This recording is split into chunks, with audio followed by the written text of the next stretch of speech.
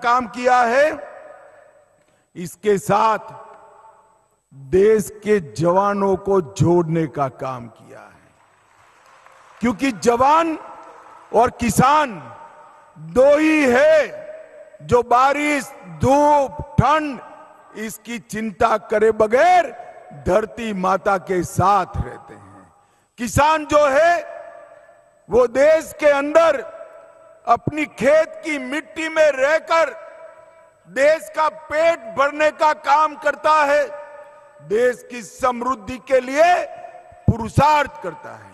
और जवान जो है -43 डिग्री टेम्परेचर से लेकर +43 डिग्री टेम्परेचर में अपना घर परिवार छोड़कर अपने जुवानी का सुवर्ण काल भारत माता की रक्षा में, आज इस कोऑपरेटिव के माध्यम से ये दोनों जवान और किसान इकट्ठा आए हैं, वो हमारे लिए बहुत बड़ी बात है। भाइयों बहनों, भारत सरकार ने किसानों की प्रोडक्ट को निर्यात करने के लिए, प्रमाणित मीठे बीजों का संरक्षण करने के लिए, ज्यादा उत्पादन वाले बीजों का उत्पादन करने के लिए और ऑर्गेनिक उत्पादों की पैकेजिंग, मार्केटिंग और ब्रांडिंग के लिए 3 नई मल्टी स्टेट कोऑपरेटिव बनाई है।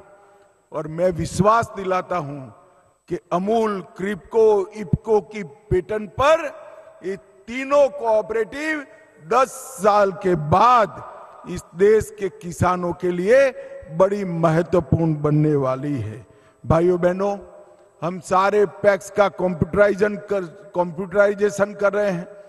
कोऑपरेटिव सेक्टर के माध्यम से देश में गोडाउन बना रहे हैं और पैक्स को मल्टी डायमेंशनल बनाने का काम भी हमने किया है।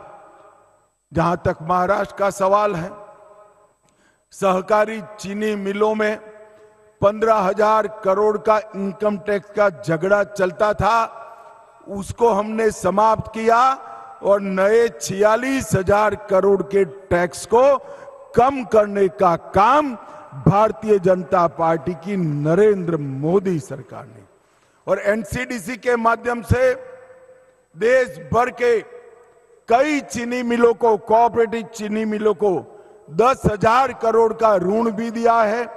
इथेनॉल ब्लेंडिंग के माध्यम से चीनी मिलों को हमने फिर से एक बार कमाऊ यूनिट बनाने का काम किया है।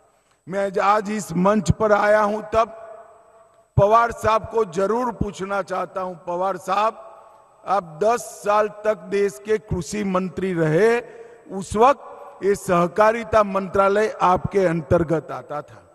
आप महाराष्ट्र की जनता को जरा हिसाब दीजिए, महाराष्ट्र के कोऑपरेटिव आंदोलन के लिए पवार साहब आपने क्या किया है, चीनी मिलों के लिए क्या किया है, पैक्स के लिए क्या किया है, किसान के लिए क्या किया है, कोऑपरेटिव के लिए क्या किया है। सिर्फ मार्केटिंग बनकर नेता बनना पर्याप्त नहीं है, जमीन पर काम करना पड़ता है पवार साहब, जमीन पर काम करना पड़ता है। आज नरेंद्र मोदी जी ने सहकारिता मंत्रालय का गठन किया, चीनी मिलों के लिए इथेनॉल की योजना लाए, इनकम टैक्स का मसला हल किया, पैक्स का कंप्यूटराइजेशन किया, पैक्स के मॉडल बायलॉज आए और पैक्स को मल्टी डायमेंशनल गतिविधियों के साथ जोड़ने का काम नरेंद्र मोदी जी ने किया है। मगर